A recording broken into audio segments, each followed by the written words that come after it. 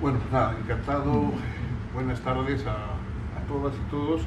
Y desde luego, pues yo primero agradecer a los organizadores y creadores de este volumen el haberme dado la ocasión y el honor también de poner unas palabras, perdón, es que no, poner unas palabras de prólogo sobre un tema que verdaderamente nos tiene a todos primero preocupados y luego también un poco perplejos. El propio libro se ve que tiene esa perplejidad de decir cuántas cosas hoy entran dentro de la idea de totalitarismo, de populismo, de sistema autocrático. Son regímenes diferentes y situaciones históricas distintas, legitimaciones retóricas diferentes, y sin embargo todos tienen un aire de familia, como suele decirse, muy característico. Y yo creo que este libro sirve no tanto para crear unas cajas y una clasificación, lo de menos es clasificar, esto es más populismo, lo otro es menos, más totalitarismo. Lo importante es que entendamos un poco que ahí hay una amenaza global a nuestras libertades y sobre todo a nuestra ciudadanía como individuos libres. Yo quería señalar un par de anécdotas recientes que me parecen significativas de un poco del mundo en que estamos viviendo y quizá nos ayuden también a contextualizar el libro. Una de ellas fue una declaración de la señora o señorita Ana Gabriel, de la CUP, de este movimiento catalán, que en un momento, en una de sus declaraciones, ahora en un diario en Suiza, en Ginebra, donde está, decía muy escandalizada que la democracia española era una democracia tan deficiente que ponía el respeto a la ley por encima de la democracia.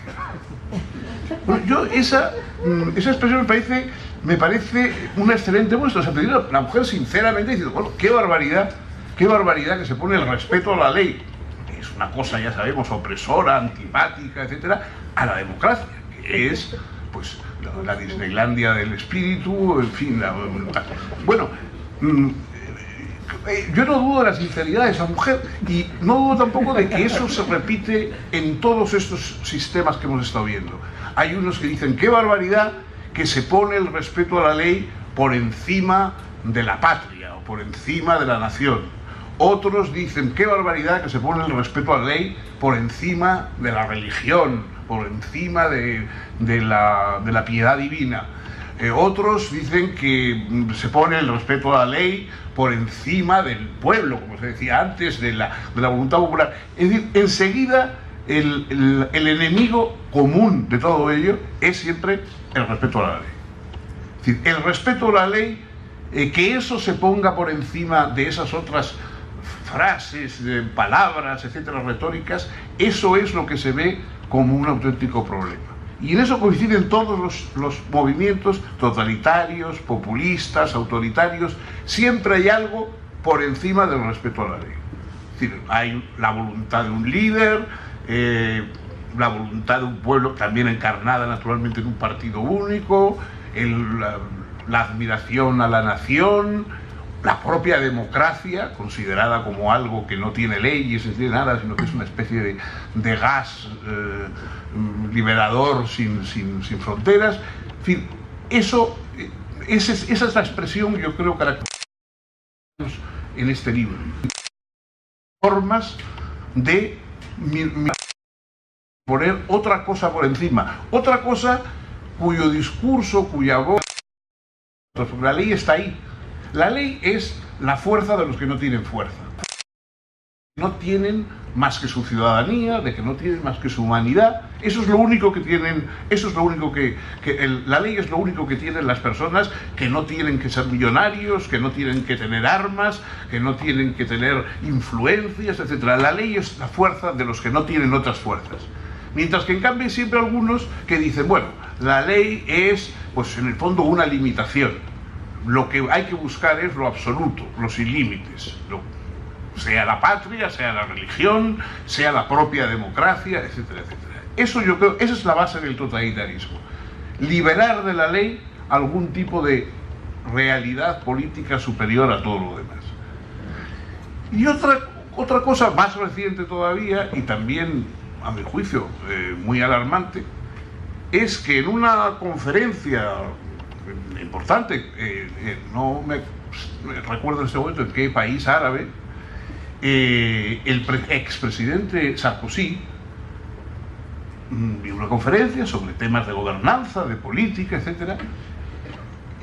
Comentó el peligro de los populismos y dijo que frente al peligro de los populismos lo que hacen falta es liderazgos fuertes.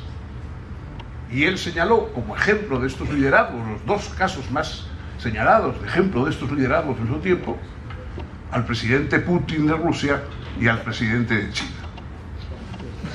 Claro, caramba, yo oír a un expresidente francés cuyos ideales políticos son Putin y el presidente de China, que no me acuerdo, porque sé que es Li, Chi, Pi, no sé qué, pero no me acuerdo exactamente cuál es la sílaba que le corresponde.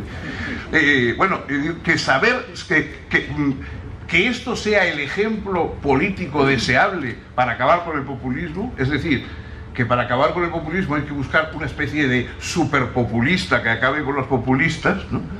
Esto, insisto, viene no de una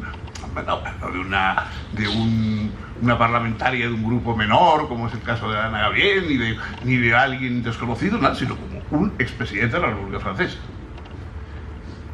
Esto indica que hay algo en el ambiente, es decir, que se está creando un clima en que el populismo o estas amenazas no son solo peligrosas por lo que representan en sí, sino también por la tentación de buscar soluciones que sean peores todavía que la enfermedad que se dice combatir.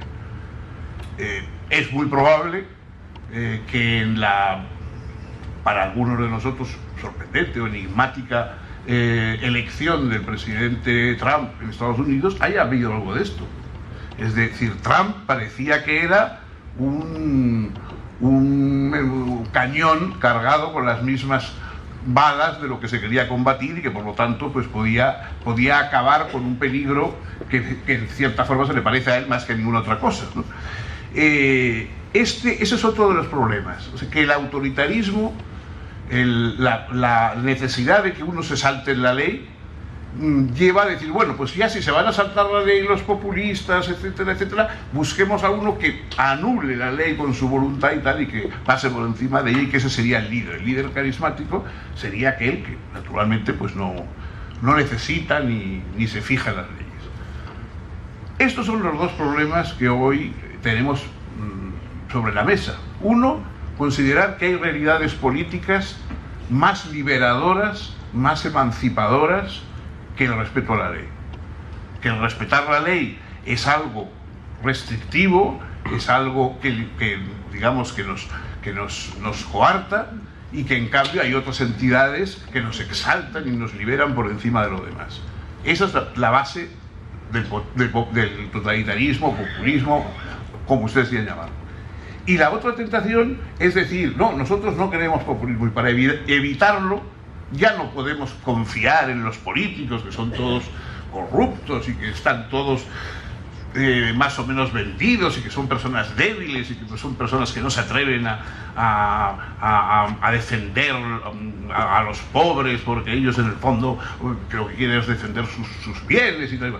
Busquemos a alguien por encima del bien y del mal. Hay una especie de superhombre político, y ese superhombre político es que nos salve de las amenazas.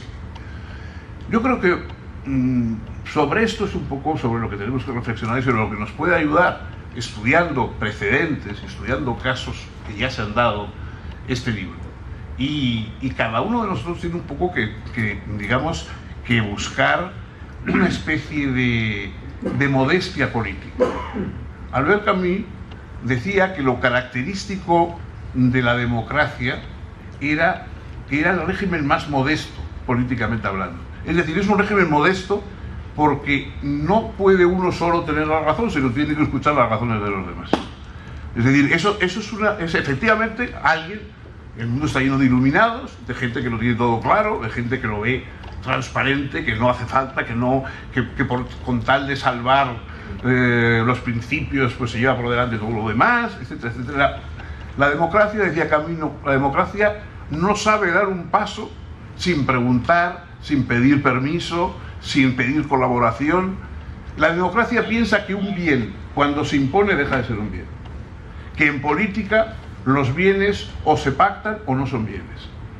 Que moralmente, frente a la religión, frente a los absolutos, basta, digamos, el alma pura en relación directa con la divinidad o con los principios más excesos. Pero en política democrática, todo lo que hace falta por los demás. Si no se convence a los otros, si no se les anima a unirse a nuestro carro, el bien, por muy bien que suene, digamos, deja de ser un bien.